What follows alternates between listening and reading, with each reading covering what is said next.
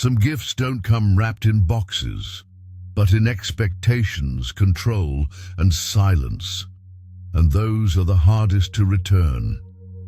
You may think you're protecting your child, guiding them, even loving them with all your heart. But what if you're slowly stealing their strength instead? Before you pass down your wealth, your wisdom, or your fears, ask yourself, are you giving your children wings or golden chains? Every parent wants to give their children the world. We dream of offering them comfort, security, and all the things we never had. But sometimes the very gifts we give, money, advice, protection, property, expectations, can quietly sabotage the very people we love most. This video isn't about judgment, it's about awakening. Because there are 7 things parents often give their children in the name of love that may actually stunt their growth, shake their confidence, and weaken their inner compass.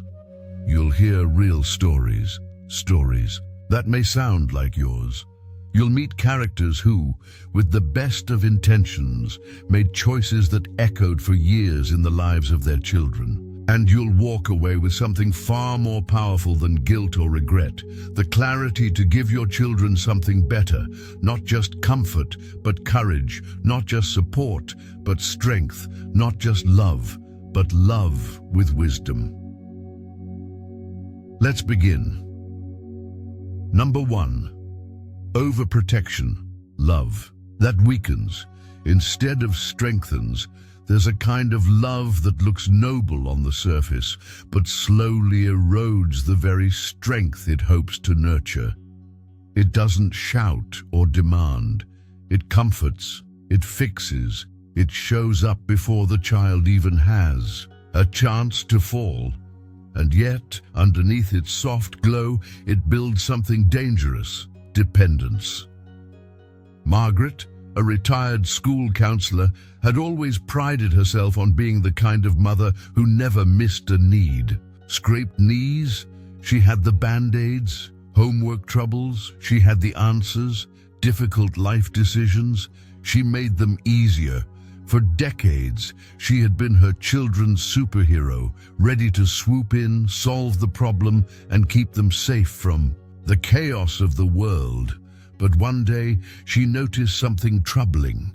Her eldest son, Jonathan, called her in a panic over a minor issue at work, something that, in her eyes, he could have easily handled on his own.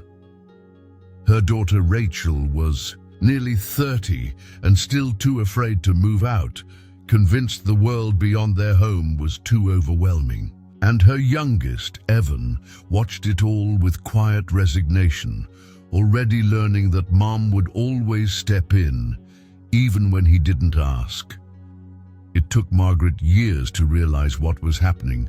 Her love had become a kind of overprotection. Not the fierce kind that screams, "Don't do that," but the quiet kind that whispers, "Let me do it for you." There's a name for this: helicopter parenting. And no, it has nothing to do with hovering in the sky. It means circling over your child's life so tightly that they never get the chance to develop wings of their own. Imagine this. You're in a gym. Your trainer stands beside you, smiling kindly. But instead of showing you how to lift the weights, they lift them for you. Every time, day after day, what happens? Your body stays soft, your muscles never grow, and slowly, the belief that you can lift on your own disappears. Parenting works the same way. When we constantly remove obstacles from our children's paths, we also strip them of their ability to handle stress, build resilience, and find creative solutions. A study from the University of Florida revealed something startling. Young adults raised by overprotective parents often struggle more with anxiety, indecision, and the basic demands of adult life. It's like handing them a beautifully drawn map, but stealing the compass they need to navigate it. Psychologist Alfredo Oliva put it bluntly: Overprotection looks like love, but it's often rooted in fear. Fear that our children will hurt, fear that they'll fall, fear that their pain will reflect on our failure. But here's the paradox. Pain, failure, confusion, these aren't signs of brokenness. They're the soil in which strength is born. So what should we do? Just step back and watch them crash? Not exactly. The answer lies in balance, the kind of love that walks beside instead of in front, that guides but doesn't control. As the poet Khalil Gibran wrote, "Your children are not your children. They are the sons and daughters of life's longing for itself. You don't own their journey. You are the ground beneath their feet, not the path ahead." Margaret began to change. The next time Jonathan called in distress, she didn't offer a quick fix. She asked, "What feels right to you?" When Rachel hesitated to apply for an apartment, Margaret helped her list her strengths, not her fears. And with Evan, she practiced quiet restraint, only stepping in when he asked. Yes, they stumbled, but for the first time, they began to stand taller. Teaching a child to ride a bike doesn't end with training wheels. One day, you have to let go. And in that shaky, terrifying moment of independence, they discover balance. The question isn't whether we should help our children. It's whether we're helping them become strong or keeping them afraid to try. Number 2, unsolicited advice. When words build walls, not bridges. Sometimes the most well-intentioned words carry invisible weight. Not because they're harsh, but because they're unwanted. After Margaret began stepping back from solving her children's every problem, she fell into another common trap, one that's just as subtle, just as damaging. Giving advice no one asked for. She didn't mean to overstep. She meant to help, to protect, to guide. Like many parents, she assumed that because she had lived longer, she understood more, and that her children would be grateful for her insights. But something strange began to happen. Her youngest, Evan, stopped calling as often. Her daughter, Rachel, texted but rarely responded when Margaret followed up with, "Have you thought about moving closer?" Or, "You should really speak up more in meetings." Her eldest, Jonathan, kept his conversations short, his tone flat, retreating behind polite smiles and one-word answers. Margaret didn't understand what she had done wrong. After all, wasn't it a parent's job to offer wisdom? But what she didn't see was how her words, little harmless phrases, had become walls. "Maybe you should cut your hair. You should ask for a raise. Why are you still dating him?" Each comment sounded like love to her, but to her children they sounded like, "I don't trust you to figure it out. You're not doing enough. You're not good enough as you are." Psychologist Dr. Maria Santiago calls it the emotional erosion of unsolicited advice. Each suggestion chips away at a person's confidence, even when it's delivered with a smile. It creates an emotional distance between the speaker and the receiver, a quiet, growing space filled not with love, but with pressure. It all came to a head one summer night, when Margaret invited her children over for dinner. Only Jonathan showed up. After an awkward silence, he finally spoke. Mom, Rachel and Evan didn't come because they didn't want to hear what they were doing wrong. Again, those words cut deeper than she expected, not because they were cruel, but because they were true. She spent that night in quiet reflection, remembering something the Stoic philosopher Epictetus once said, "It is not things that disturb us, but our judgments of them." In trying to share her judgment, she had unwittingly become the source of their disturbance. So she made a quiet promise to herself, not to disappear, but to listen differently. The next time Evan shared his frustration about work, she didn't jump in with advice. She asked, "How are you feeling about it?" When Rachel mentioned a new opportunity she was unsure about, Margaret didn't list pros and cons. She simply asked, "What feels right to you?" And something miraculous happened. Her children started opening up more. They called not out of duty, but desire. The conversation deepened, not because Margaret said more, but because she finally said less. A University of Michigan study confirmed what she was learning firsthand. Young adults whose parents respected their autonomy reported stronger emotional connections and greater life satisfaction.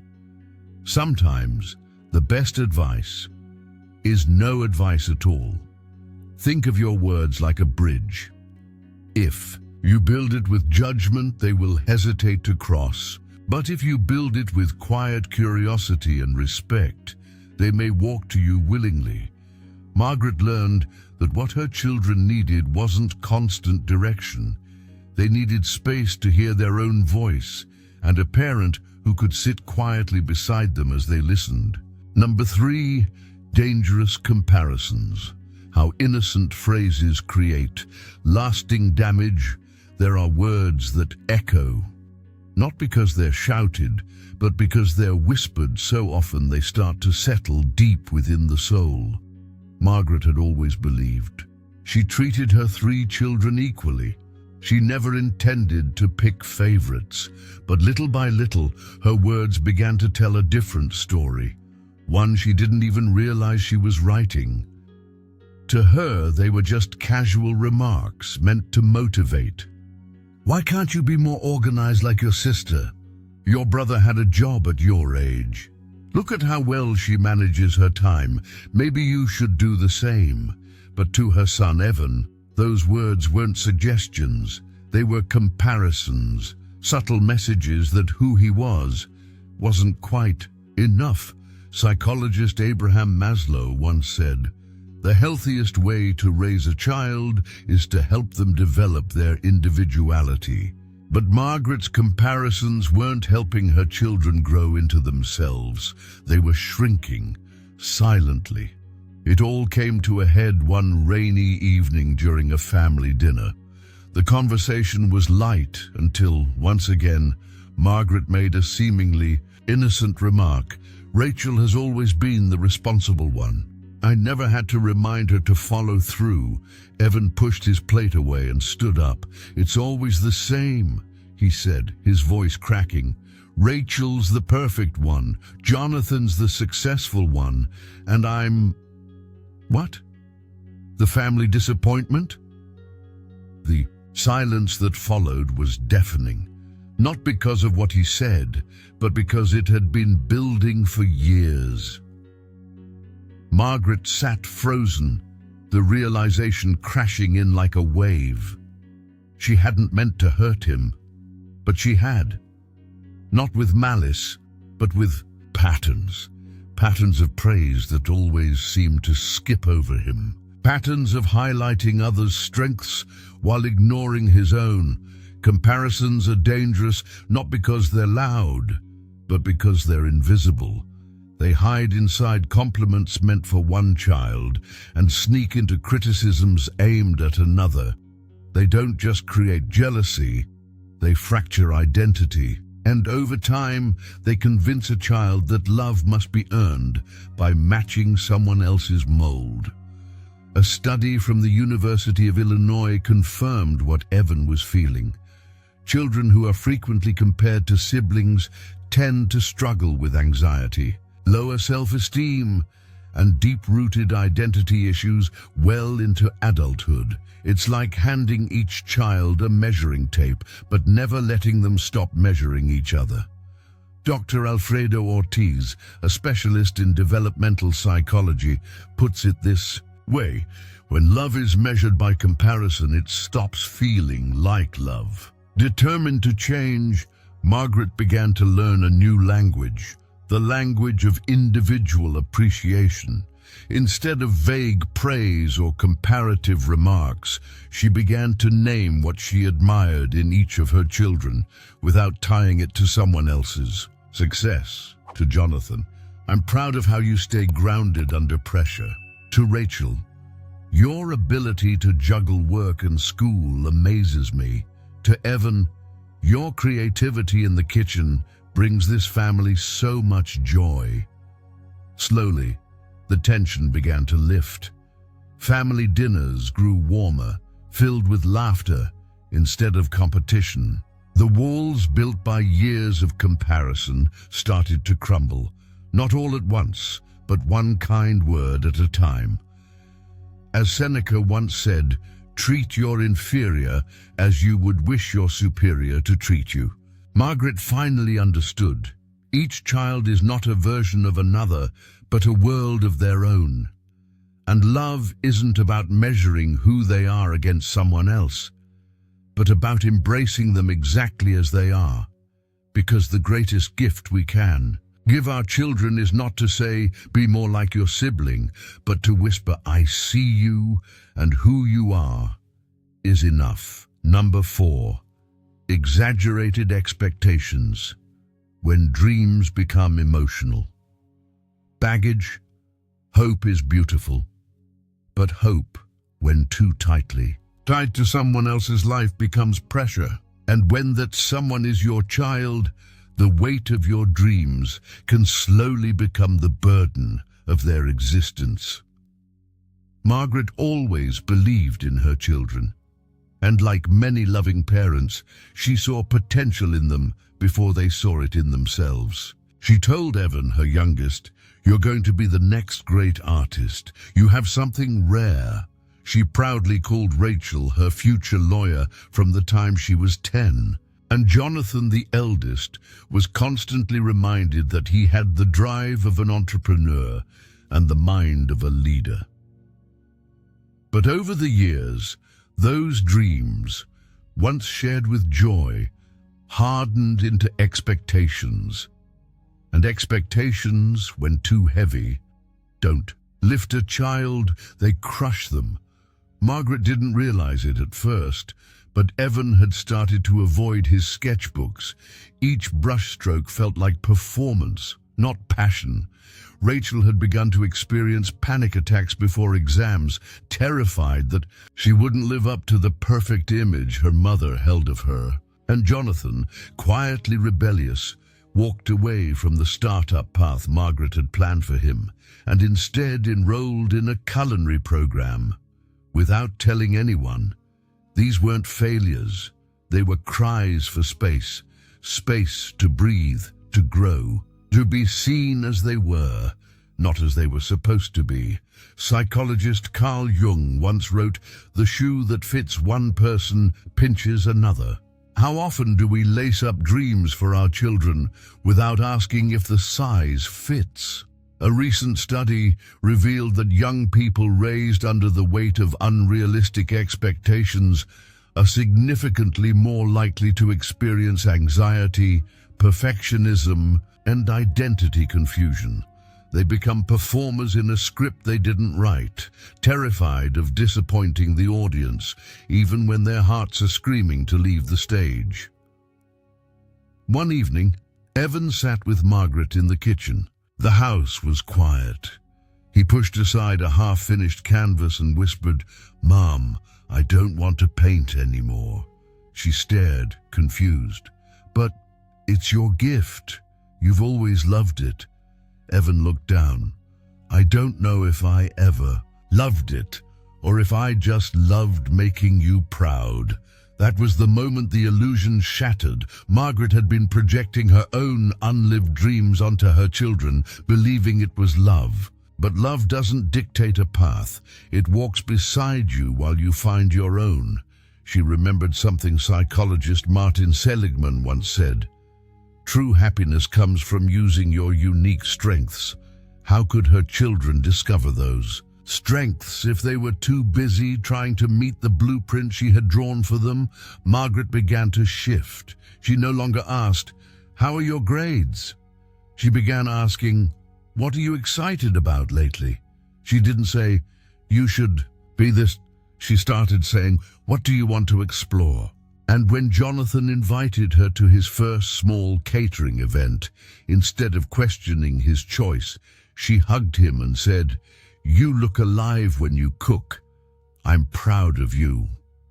The shift didn't fix everything overnight, but it changed the air. Her home became a space of exploration, not performance. Her children began to laugh more, they shared more. And most importantly, they began making choices not out of fear, but out of alignment with who they were. Expectations can be like balloons meant to lift, but inflate them too much and they pop. Or worse, they float far above your child's reach, haunting them with the feeling that they'll never be enough. So maybe the better gift isn't the map you've drawn. It's a compass and the quiet courage to say, "I trust you to find your way." Number 5, easy money, why giving cash can backfire. There's a kind of gift that sparkles on the surface, but hollows out what lies beneath. A gift that looks like opportunity, but quietly erodes purpose. A gift that parents often give with love, only to watch it become a silent curse. Margaret had worked hard her whole life, and when she retired, she wanted to share her success with her children, especially her son Jonathan, who had been juggling long hours at a corporate job. He never truly enjoyed, so she did what many well-meaning parents do. She handed him a check, a generous one. "You've done enough," she told him. "Now go live your dream." Jonathan was stunned. He felt relief flood his chest. No more alarms, no more deadlines. For the first time in years he could breathe, so he quit. No plan, no structure, just freedom. But within weeks the excitement began to fade. He slept later, he stopped working out. He felt restless, disconnected. The money had freed him from responsibility, but also from direction. What Margaret had unknowingly created was a textbook example of what psychologists call affluenza, the condition of emotional paralysis that can arise when someone receives unearned wealth without the emotional tools to manage it. Dr. Roy Williams, author of Preparing Your Children for $1 Billion, revealed a sobering truth. 70% of wealthy families lose their wealth by the second generation. 90% lose it by the third. Why? Because money, when given without purpose, becomes an escape instead of a tool. It doesn't build, it replaces. It doesn't strengthen, it seduces. It whispers, "You've already made it," even when you haven't begun. Imagine handing someone a massive cake every morning. At first they're thrilled, but over time they lose their appetite. They stop cooking, they stop caring. Eventually, the gift that once brought joy becomes the reason they forget how to feed themselves. That's what easy money does. Jonathan, once full of potential, began solving every problem with his bank account. Car breaks down? Pay someone. Bored? Buy something. Lonely? Travel? But with every swipe of the card, he lost something deeper, his ability to create, to strive, to solve, without outsourcing his effort. Psychologist Abraham Maslow once said, "If the only tool you have is a hammer, you tend to see every problem as a nail." For Jonathan, that tool had become money, and every challenge felt solvable only through spending. Margaret began to notice. The vibrancy in his eyes was gone. He no longer talked about ideas or passions. He floated, but never moved forward. Then one night she stumbled upon a quote by Seneca that pierced her soul. "It is not the man who has too little, but the man who craves more, who is poor." Jonathan had plenty, but he had lost his why, and that made him poorer than ever. So Margaret did something she wished she had done sooner. Instead of giving more money, she offered mentorship. They sat down together and built a plan. What if they used part of the remaining funds to start a small business? What if Jonathan took a financial literacy course or shadowed a local entrepreneur? What if the gift wasn't the money, but the mindset to multiply it? Jonathan agreed. Slowly, something shifted. He wasn't just spending, he was building. The lesson was clear. It's better to teach someone how to fish than to hand them a net. They don't know how to use. Money on its own isn't a blessing or a curse. It's a mirror. It amplifies what's already inside. So before you give your children wealth, ask yourself, are you giving them a ladder to climb or a hammock to collapse in? Are you offering a spark to ignite their fire or a cushion to smother their ambition? Even Warren Buffett, one of the wealthiest men alive, once said, I want to leave my kids enough so that they can do anything, but not so much that they can do nothing. Because in the end, purpose is richer than any paycheck, and your greatest gift might not be what you give, but what you help them discover within themselves. Number 6. Unprepared property. When a dream home becomes a nightmare, not every dream comes true, and sometimes the ones that do quietly turn into burdens. When Margaret handed Rachel the keys to their family's beloved beach house, her eyes sparkled with pride. This is yours now, she said softly. A place for your future. A little piece of paradise. Rachel was stunned, grateful, moved. She imagined lazy afternoons by the ocean, writing her book on the porch, sipping coffee as the waves rolled in. It felt like a scene pulled straight from a fairy tale. But fairy tales don't talk about property taxes, repair bills, plumbing leaks, and insurance policies. Within months, paradise began to unravel. A cracked foundation led to costly repairs. Annual taxes drained her savings. The salty breeze that once felt magical was now rusting pipes, warping doors, and soaking into everything. Rachel started skipping weekends at the house. She stopped inviting friends. What was meant to bring joy was now a quiet source of stress, shame, and regret. Margaret hadn't considered any of it. In her heart, the gift was love, legacy, security. But in reality, it was a responsibility wrapped in ribbon, and Rachel wasn't alone. Just down the street, a family named the Dawsons had inherited their grandfather's old lake house. At first, it felt like a sacred gesture, a symbol of family unity. But soon, arguments erupted. Who would maintain it? Who would pay for the roof? Should they sell it? Who had the right to decide? Family dinners turned into cold negotiations. Once tight siblings began avoiding each other. The house became a battleground. This isn't rare. In fact, a recent study showed that inherited property is one of the top causes of family disputes. What starts as a generous gesture often becomes a festering source of tension. Why? Because we give the asset without preparing the receiver. A psychologist, Abraham Maslow, once noted, if all you have is a hammer, every problem starts to look like a nail. In this case, the hammer is a good intention, but the problem is far more complex than a single nail. Giving someone a house is not just handing them walls and a roof. It's handing them legal obligations, financial pressure, emotional weight, and a lifelong commitment they may not be ready for.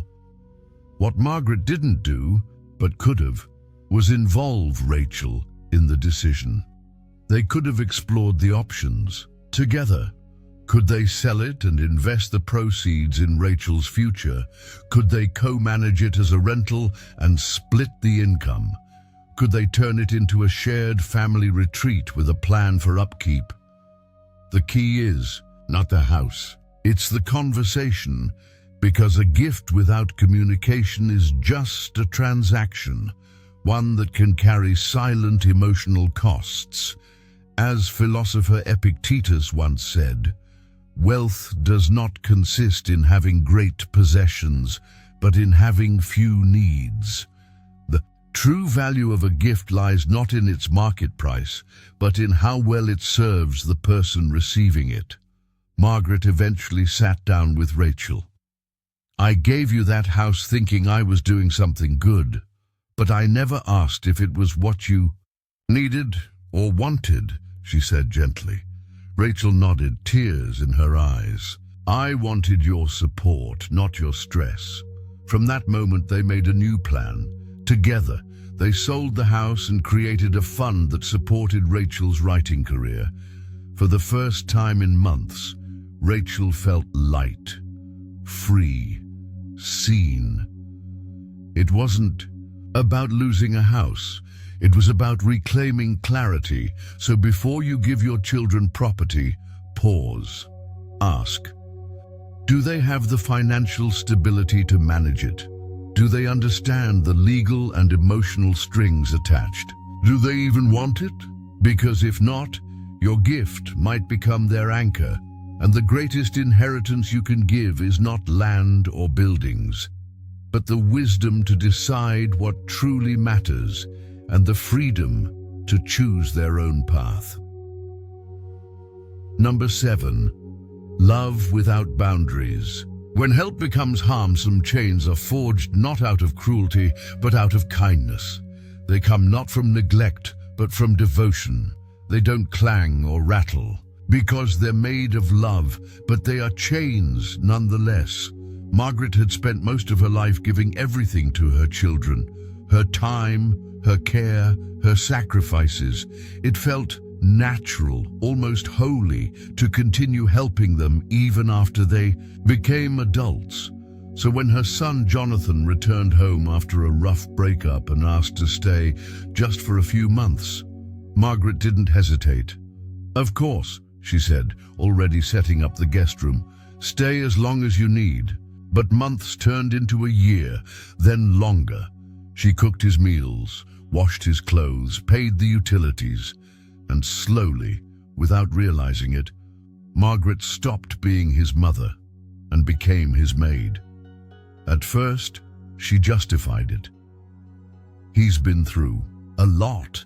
Then it became, he just needs time. But eventually she whispered to herself, why am I more tired now than when I had 3 toddlers? That's when it hit her. She hadn't set boundaries because she didn't know she was allowed to, and she's not alone. According to a University of Michigan study, 1 in 4 retired parents experience some form of financial or emotional overreach from adult children, often because they confuse unconditional love with unlimited giving. But as psychologist Dr. Laura Markham explains, love without limits becomes servitude. It's not wrong to help, but help becomes harm when it prevents someone else from growing. Think of it this way: a plant will never dig its roots deep if the soil is always wet. And a child will never build strength if the parent absorbs all of life's weight for them.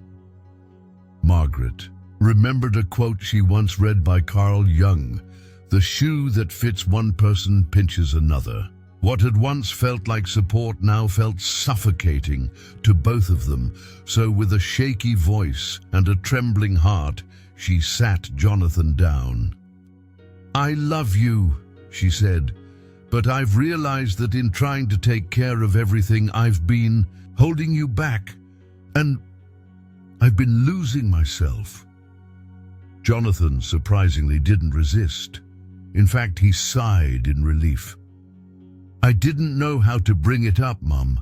I feel stuck. I need to change, but I didn't want to hurt you." That conversation changed everything.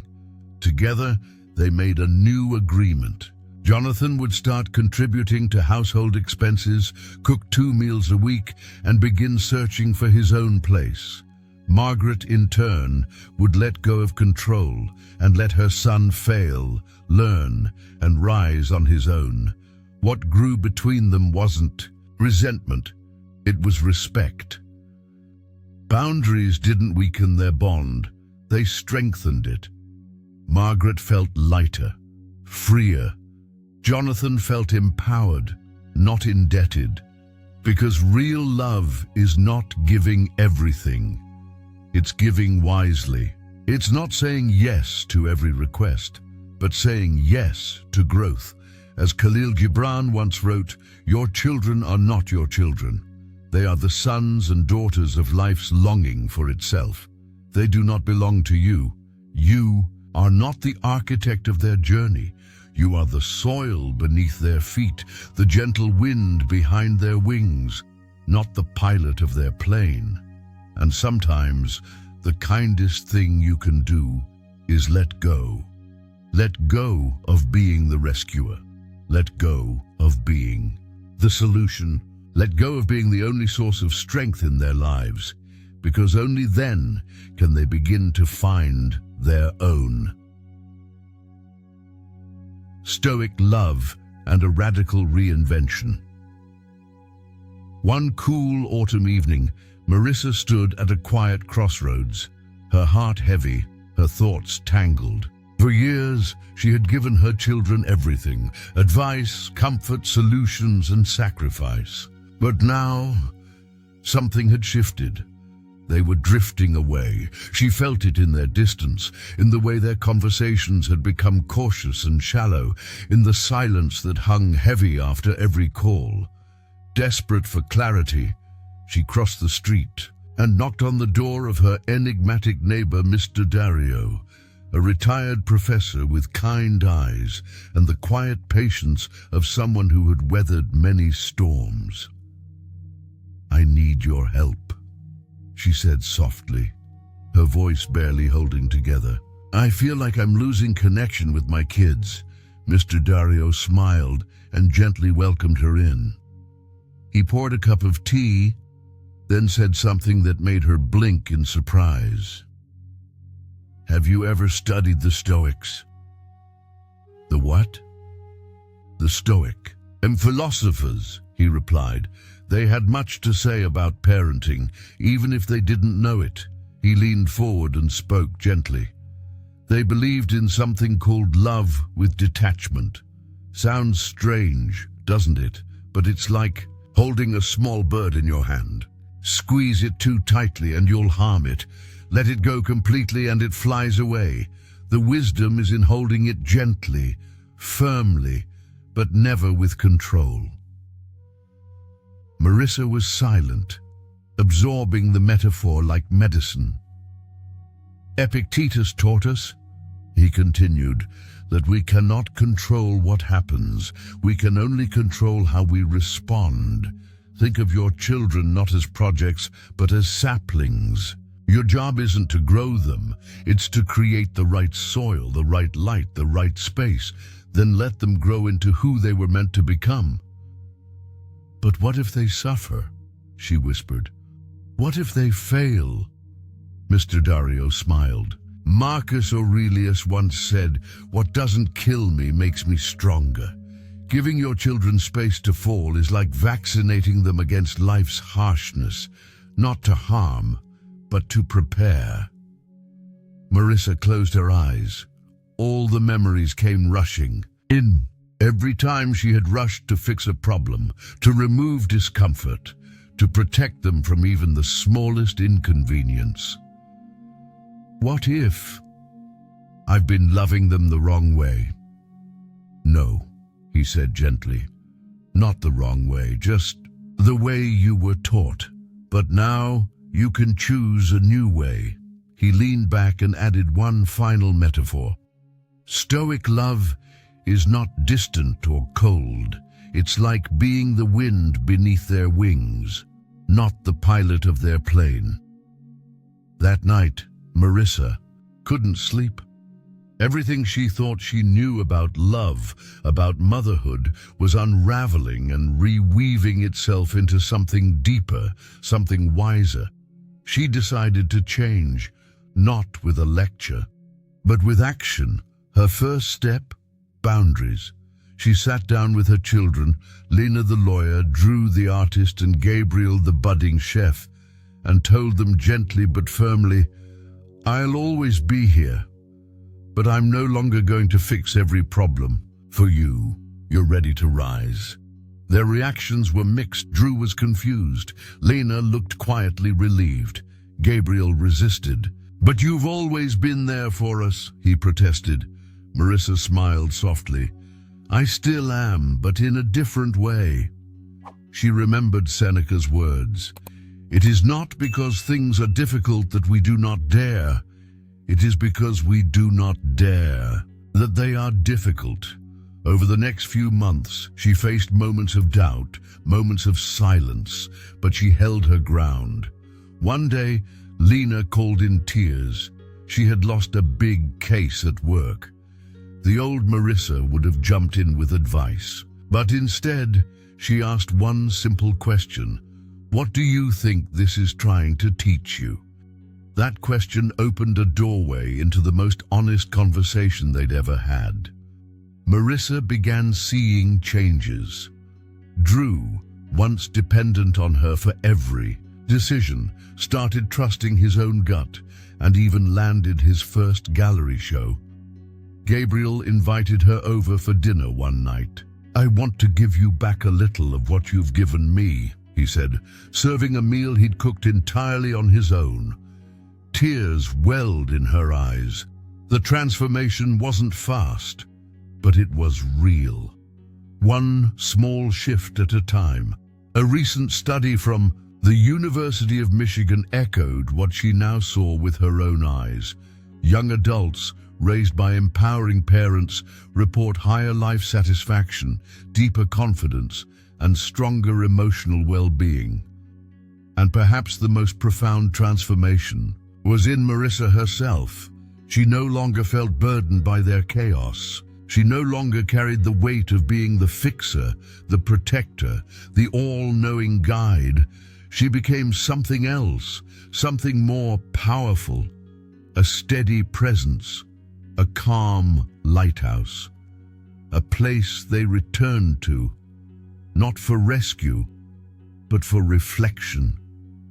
She wrote in her journal one night, "The real gift I can give my children is not money, not answers, not protection. It's self-trust, the courage to fall, the joy of rising, and the knowing that I will always be here, but never in their way." That, she realized, was love at its highest form, not ownership, not control, but presence, with boundaries, with grace, with strength. Final reflections. True love means letting them grow. This journey hasn't been easy. It's been full of sleepless nights, questions with no clear answers, and conversations that left invisible bruises. There were moments when any loving parent, maybe even you, wondered, am I loving them the right way, or am I just afraid to let go? But as Viktor Frankl once said, when we are no longer able to change a situation, we are challenged to change ourselves. That's what this path is really about. Not changing our children, but transforming the way we love them. Because parenting isn't about fixing every problem or handing out endless solutions. It's not about giving money, property, advice, or praise at every turn. It's not even about protecting them from failure. Real love, the kind that endures, is not loud or flashy. It's quiet. It's courageous. It's the space we offer for them to rise on their own. True love isn't about writing their story for them. It's handing them the pen and having the faith to step back. It's not about shielding them from life. It's about preparing them to face it, not with fear, but with strength, resilience, and purpose. As Abraham Maslow reminded us, the healthiest way to raise a child is to help him develop his individuality. So ask yourself honestly, are you handing your children wings or weights? Are you offering them freedom or building a beautiful cage, because love without boundaries becomes control. But love with wisdom, that becomes legacy. If you've made it here, to the very end, take a moment to breathe. You didn't just watch a video, you opened your heart, you reflected, you grew. And that's something worth honoring. Drop a comment below with the words "true love" if this message spoke to you. And if you believe more people need to hear this, hit that like button, subscribe, and tap the bell so you never miss the wisdom that could change everything. Because we're not just telling stories here. We're building a generation that loves better by letting go. Until next time, stay wise, stay kind, and never stop growing.